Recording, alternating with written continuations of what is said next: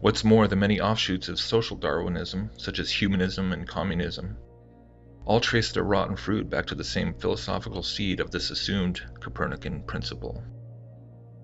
Once you have eyes to see, you can go back through each chapter of the development of modern scientific thought and trace the steps of how this amorphous thing we now often refer to as scientism gradually spread through Europe and the supposedly Christianized world and systematically attacked every tenet of biblical Christianity, one piece at a time.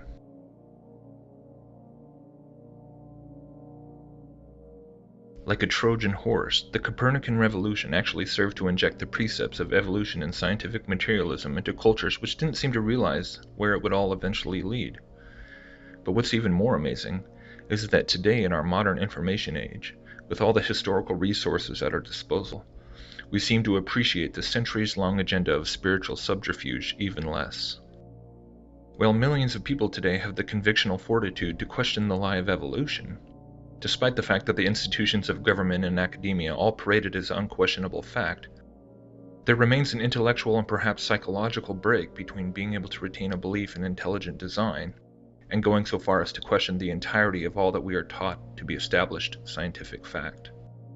Perhaps it is because on some deep subconscious level, there is the realization that a willingness to entertain the idea that Darwinism and Copernicanism are completely symbiotic and inseparable would then mean that having to extricate oneself from a vast succession of phony paradigms and monolithic entrenched false knowledge.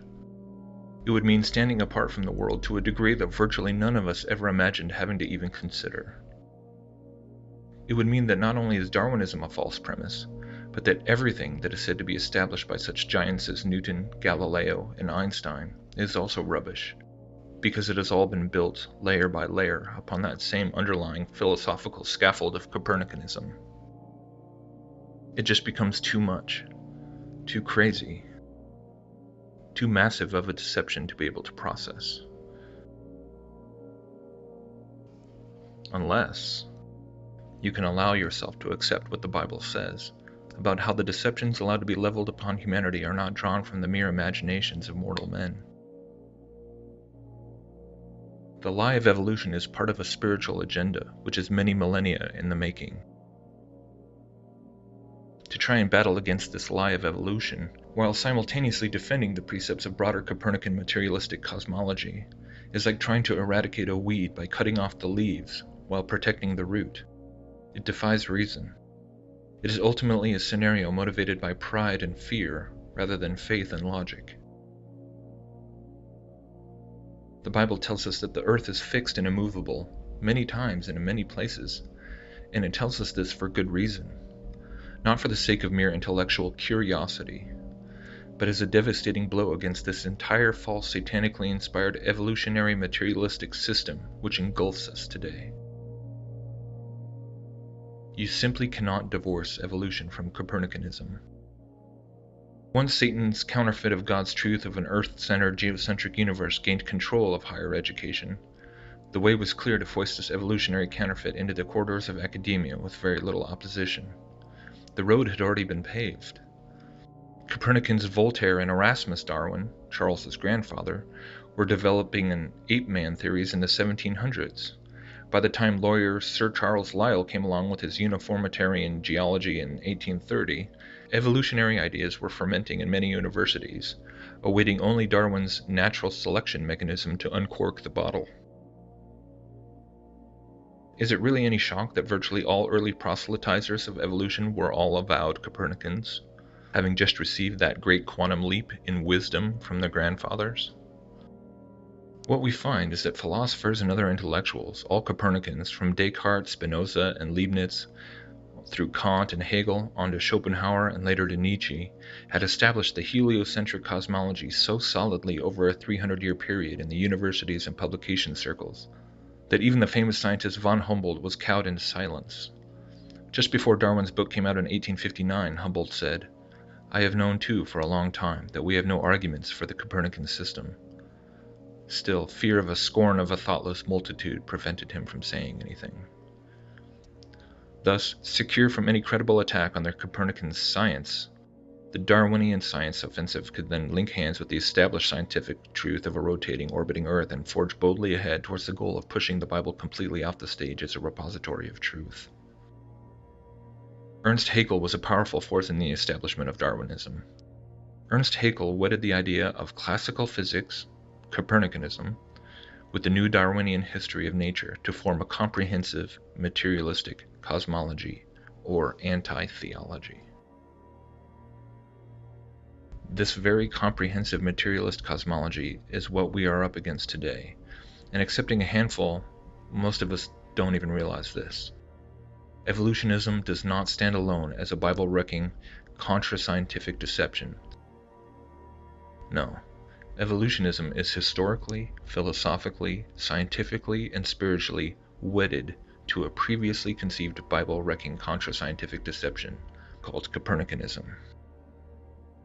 The creation movement today denies or ignores this wedded union and thus is not nearly the threat to Satan's kingdom in the world that it can and should be.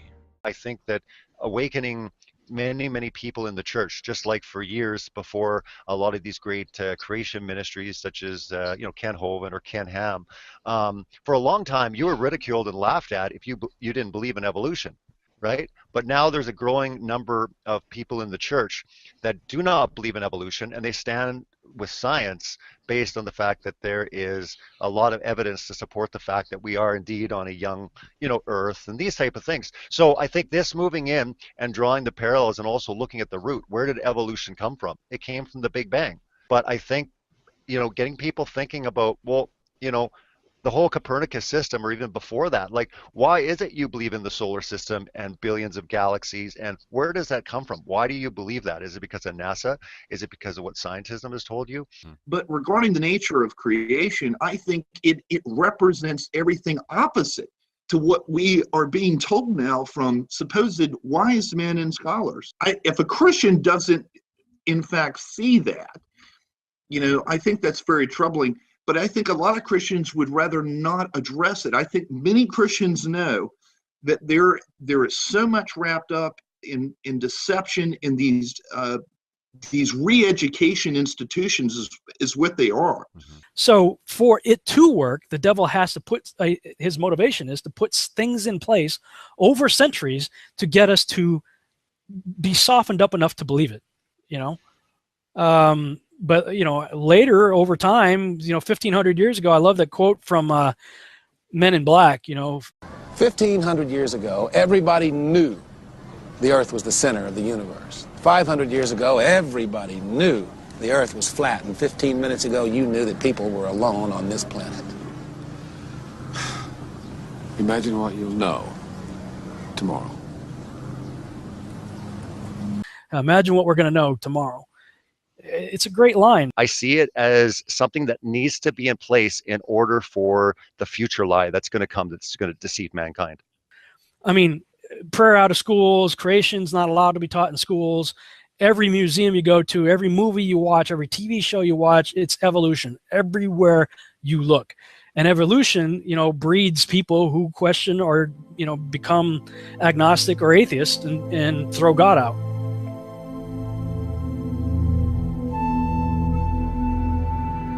In the beginning, God created the heaven and the earth was without form and void, and darkness was upon the face of the deep. And the Spirit of God moved upon the face of the waters. And God said, "Let there be light." And there was light. And God saw the light that it was good. And God divided the light from the darkness.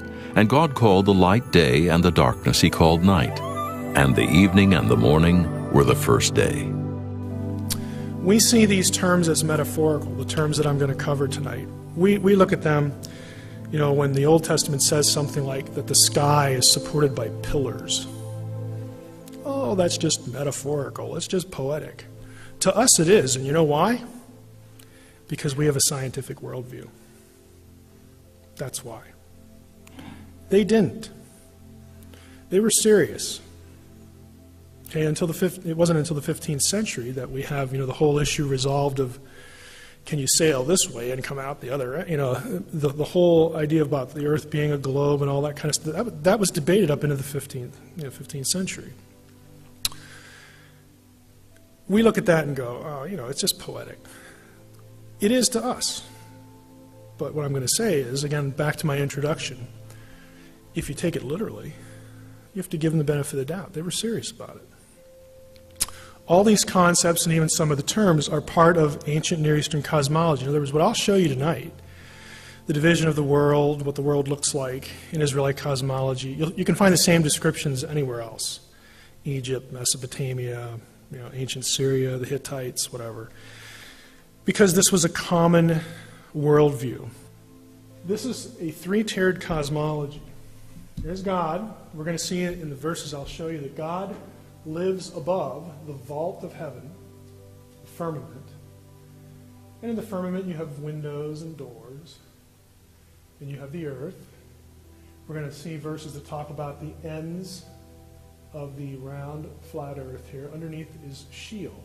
Sheol can be both the grave, and it can also be the underworld. Okay? It's not quite hell, but it's sort of like hell. We can talk a little bit about it. And then underneath that, we have the great deep. These are all scriptural terms that are on this map. This is what an Israelite, an Egyptian would have had different terms, but the same three-tiered level. Same with the Mesopotamians. Now they have, theologically, they have dramatically different views of what's going on here. Not just who made it, but what's going on. Views of afterlife, the value of humanity. I mean, it's dramatically different. And I've made the comment before, Genesis is about theological messaging. And there are some dramatic differences in what Israel is saying, the Bible is saying, and anything else. So let's take a look at the parts. Waters above and below the heavens. Genesis 1:6, God said, let there be an expanse. Some translations have firmament. It's rakiah in Hebrew. In the midst of the waters. And let it separate the waters from the waters. And God made the expanse, the rakiah, and separated the waters that were under the expanse from the waters that were above the expanse. And it was so. And what was that expanse called? Heaven. The heavens, the sky, Shemayim in Hebrew. So you have here the sky, okay, and you have waters above the sky, and of course you've got waters below down here, but then you have the atmospheric heavens as well. Psalm 148 mentions the waters that are above the heavens. That's after the flood. Did you catch that? Because a lot of people want to say, oh, the waters above, they went away with the flood. See, the firmament was this canopy thing, and it was there, and then the flood, it just went away. No, it wasn't. According to the psalmist, he's still referring to it. Proverbs 8, when he established the heavens, I was there. When he drew a circle on the face of the deep. Isn't that interesting? We'll get to that. Circle on the face of the deep. When he made firm the skies above. Made firm is amatz in Hebrew. It is the same verb for letting a tree grow firm, hard. Ancient cosmology across the board believed that the sky was this dome over the earth, and it was solid. And solid, keeping the liquids separated. So it's really intriguing because when we're getting into the science of this, but again, Job 37:18 has thou with him spread out the sky, which is strong, and as molten looking glass. So molten looking glass is giving a transparency. This is obviously a see-through to some degree, and it's fantastically exciting. And this actually we can link this very verse also with the book of Isaiah chapter 40 verses 22. Yeah, correct. Right? Where it says it is he, the Lord God Almighty, who sits above the circle of the earth, and he sees the inhabitants of the earth are as grasshoppers. So he looks down in order for God to be able to see right through, to be able to see us. Sure, I know God is omnipresent, he is omnipotent, but for just what, like the description here is describing a glass-looking material. In other words, it's a shield, it's a protective layer that God created, and it's basically transparent. Glass is transparent. So this firmament is transparent, right? And so that is what it is, and it's solid, of course. Now we're just looking at it, we're taking it straight how the Bible describes it, this is exactly how we're going to take it. I mean, and there has to be some sort of physicality to the firmament or expanse in other translations. Because again, it is dividing the waters from the waters, and then we get into the account of the flood. You've got the fountains of the deep breaking open, from below, and then you've got the windows of heaven that were opened, right? So, some people will look at the flood account as it was just raining. Well, it's a clear indication, biblically speaking, that there was, two other water sources that were occurring. Of Martin Luther. We Christians must be different from the philosophers in the way we think about the causes of these things. And if some are beyond our comprehension, like those before us concerning the waters above the heavens, we must believe them and admit our lack of knowledge rather than either wickedly denying them or presumptuously interpret them in conformity with our understanding. Now that was talking about the waters above the heavens. I mean, this is how detailed these men went. And God said, "Let there be a firmament in the midst of the waters, and let it divide the waters from the waters." And God made the firmament, and divided the waters which were under the firmament from the waters which were above the firmament. And it was so. And God called the firmament heaven, and the evening and the morning were the second day. When you read Genesis and you come to this conclusion, your whole worldview literally changes. The whole idea of a global idea is completely smashed. It's obliviated. It doesn't matter anymore because it's never been the truth. You have to understand, without a globe model, there could have never been a Big Bang. Our universe, our solar system, everything hinges to bring us to how we came to be with evolution.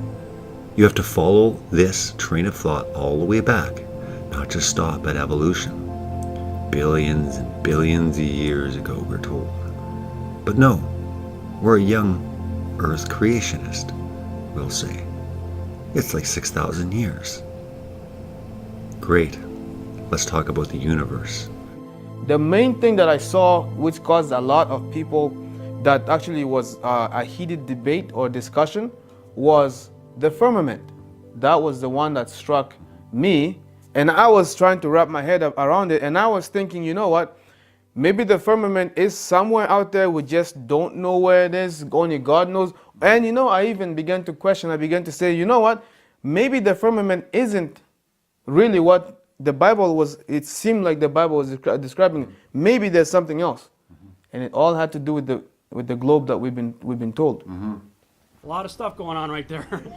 So let's look at the word firmament. Strong's number 7549, it's the word rakia. We see that it's an expanse, that it is solid. It is beaten out. When you see in the book of Job, it is a solid structure. Some say as of ice. A support base. We see that it's holding up God's throne. So it is regarded by the Hebrews as solid, supporting the waters above, in the verses that you see there in the Brown's Driver Briggs Concordance. When you look at Job 37:18, you see in multiple English translations a variety of ways of describing this thing, but all essentially saying the same thing. This is a hard structure, a mirror cast of bronze, a bronze mirror, a cast metal mirror, molten looking glass in the King James. This is a hard structure up there. When we look at the sky in Amos chapter 9, verse 6, it talks about a vaulted dome. It's a different word used there, aguda, if I'm pronouncing that right, a structure fitted together. But we see in Ezekiel that this structure, this firm structure, there was a likeness of the throne on top of it. We see likewise in Isaiah 66:1, heaven is my throne and the earth is my footstool. There's something firm up there upon which his throne is sitting. We see in Genesis 1:8, he called the firmament, the rakia, the beaten down metallic structure, heaven, Shemaim. It is he that sitteth upon the circle of the earth, and the inhabitants thereof are as grasshoppers. And he stretcheth out the heavens, the Shemaim, as a curtain, and spreadeth them out as a tent to dwell in. Now, in the context of Isaiah's time, tent, this is what you might consider like a Bedouin tent structure, probably more like something like this, a yurt which is found throughout multiple cultures in the ancient world, or even today we might look at as something like this, a dome tent. Regardless of which idea of a tent you look at, this is what they're saying, that the heavens are stretched out like a tent. So we have the word like or as being a metaphor, right? But tents are always stretched out over a flat surface. Interesting. So we continue. What's placed inside the tent? Genesis 1, beginning in verse 9. And God said, let the waters under the heaven be gathered together into one place, and let the dry land appear. And it was so. And God called the dry land earth, and the gathering together of the waters called he seas. And God saw that it was good. And God said, let the earth bring forth grass, and herb yielding seed, and the fruit tree yielding fruit after his kind, whose seed is in itself upon the earth. And it was so. And the earth brought forth grass, and herb yielding seed after his kind, and the tree yielding fruit whose seed was in itself after his kind. And God saw that it was good. And the evening and the morning were the third day. How did the dry land appear? Genesis just says the dry land appeared. But when we go through the Old Testament texts of the prophets,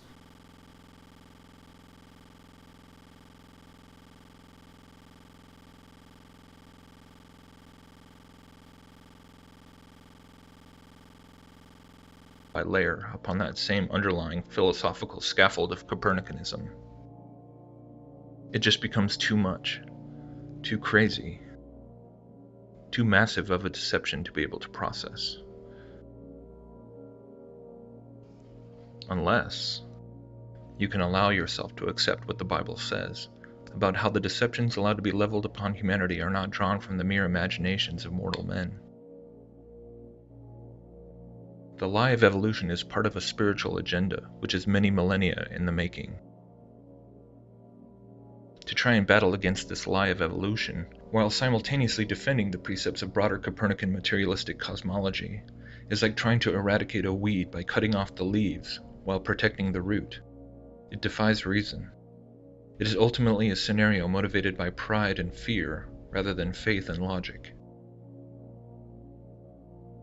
The Bible tells us that the earth is fixed and immovable many times and in many places, and it tells us this for good reason, not for the sake of mere intellectual curiosity, but as a devastating blow against this entire false satanically inspired evolutionary materialistic system which engulfs us today. You simply cannot divorce evolution from Copernicanism. Once Satan's counterfeit of God's truth of an earth sign, and going so far as to question the entirety of all that we are taught to be established scientific fact. Perhaps it is because on some deep subconscious level, there is the realization that a willingness to entertain the idea that Darwinism and Copernicanism are completely symbiotic and inseparable would then mean that having to extricate oneself from a vast succession of phony paradigms and monolithic entrenched false knowledge. It would mean standing apart from the world to a degree that virtually none of us ever imagined having to even consider. It would mean that not only is Darwinism a false premise, but that everything that is said to be established by such giants as Newton, Galileo, and Einstein is also rubbish, because it has all been built layer by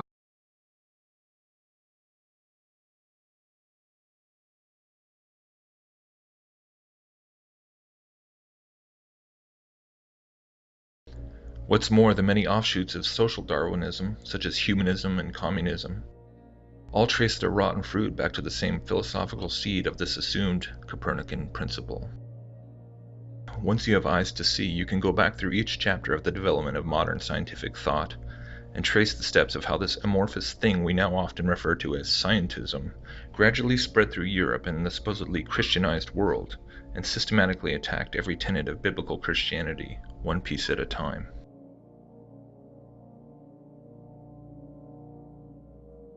Like a Trojan horse, the Copernican revolution actually served to inject the precepts of evolution and scientific materialism into cultures which didn't seem to realize where it would all eventually lead. But what's even more amazing is that today in our modern information age, with all the historical resources at our disposal, we seem to appreciate the centuries-long agenda of spiritual subterfuge even less. While millions of people today have the convictional fortitude to question the lie of evolution, despite the fact that the institutions of government and academia all parade it as unquestionable fact, there remains an intellectual and perhaps psychological break between being able to retain a belief in intelligent design